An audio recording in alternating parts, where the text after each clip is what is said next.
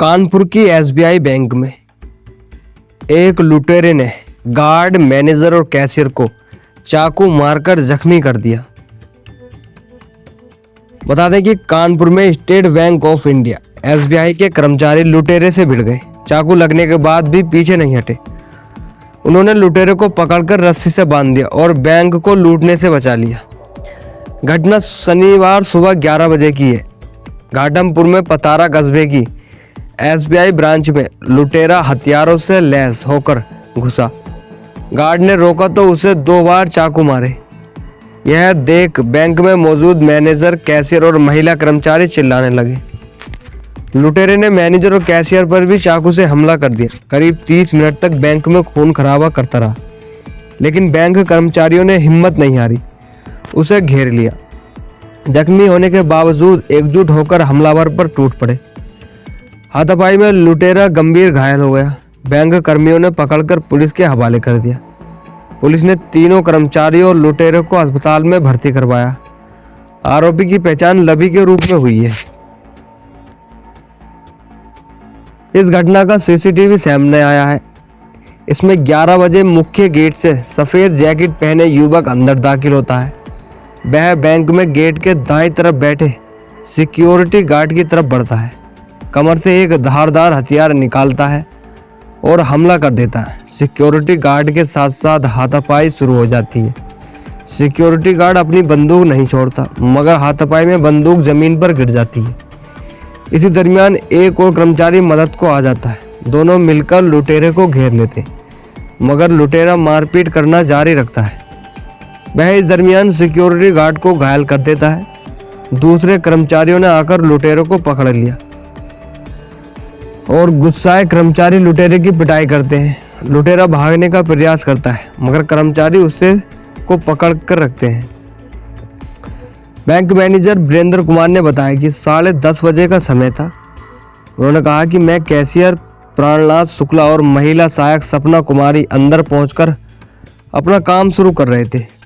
Manager ने कहा कि तब तक बैंक में कोई ग्राहक नहीं आया था। बैंक के security guard Sunil Kumar gate पर ही खड़े थे। इस दौरान युवक हाथ में देसी कट्टा लेकर अंदर घुसा। गार्ड ने जैसे ही उसके पास कट्टा देखा तो रोकने का प्रयास किया, शोर मचाया। तब तक हम लोग मौके पर पहुंच गए। इस बीच युवक ने चाकू निकाल लिया था और गार्ड पर हमला कर रहा था। बैंक मैनेजर ने कहा कि हम लोगों ने उसे दबोचने का प्रयास किया तो लुटेरे ने मुझ पर और कैशियर पर चाकू से हमला कर दिया। मैनेजर ने कहा आगे कि बदमाश इतना आक्रामक था कि जो भी सामने आता उस पर चाकू से वार कर रहा था। देखते ही देखते उसने गार्ड के चेहरे पर 2 से 3 बार चाकू मार दिया। मैंने उसे पीछे से पकड़ने की कोशिश की तो मेरे ऊपर भी वार कर दिया। हमारे कैशियर को भी घायल कर दिया। मैनेजर ने कहा एक बार तो हम लोग बहुत घबरा गए, लेकिन हम लोगों ने हिम्मत नहीं हारी और उसे मिलकर घेर लिया, फिर उस पर टूट पड़े। मैनेजर ने बताया कि यह सब देखकर महिला कर्मचारी सपना कुमारी ने बैंक का हूटर बजा दिया। बैंक का हूटर सुनते ही आसपास के लोग बैंक के अंदर भागकर पहुंचे। उन्हें देखकर हम लोगों की हिम्मत आ गई। पहले हमने उससे चाकू और तमंचा छीना, फिर युवक को पकड़कर रस्सी से बांध दिया। महिला कर्मचारी ने पुलिस को फोन कर दिया। लुटेरे और हम लोगों के बीच लगभग 25 से 30 मिनट तक का संघर्ष चलता रहा।